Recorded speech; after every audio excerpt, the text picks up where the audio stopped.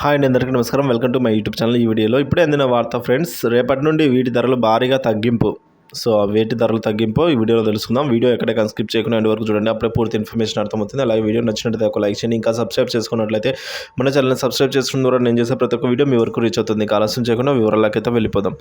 దేశవ్యాప్తంగా ఉన్న మధుమేహ, హృదయ సంబంధిత వ్యాధిగ్రస్తులకు కేంద్ర ప్రభుత్వం శుభవార్త చెప్పింది. ఏంటంటే ఈ మేరకు ఆ వ్యాధుల బారిన పడిన వారు నిత్యం వాడే 41 రకాల 6 ఫార్ములేషన్ల ధరలను కేంద్ర ప్రభుత్వం తగ్గించేసింది. సో రేపటి నుంచి ఈ ధరలు తగ్గాయండి.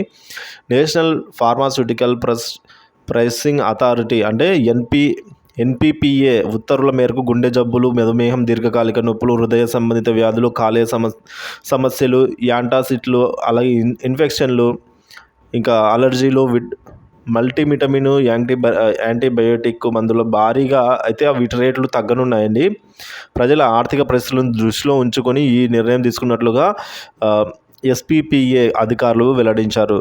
మరి ధరలు తగ్గే వాటిలో 30 డఫాగ్లిఫౌజిన్, అలాగే మెట్ఫార్మిసిన్, అలాగే హైడ్రోక్లోరైడ్ ఈ టాబ్లెట్లు బ్లడ్లోని గ్లూకోజ్ తక్కువ ఉన్నప్పుడు ఉపయోగిస్తారు. వాటి ధర ₹16గా నిర్ణయించారు. అదేవిధంగా ఆస్తమా, లంగ్స్ సమస్య ఉండేవారికి బుడెసోనైడ్, అలాగే ఫార్మోటెరాల్ ఒక డోస్ అయితే ధర ₹6 అయితే తగ్గించారు. ఇంకా మధుమేహం, గుండె జబ్బుల, కాలేయ సమస్యల యాంటీబయాటిక్, అలాగే మల్టీవిటమిన్లు, అనేక ఔషధాల ధరలను కూడా ఎన్పిపిఏ తగ్గించింది అని అయితే పేర్కొన్నారండి.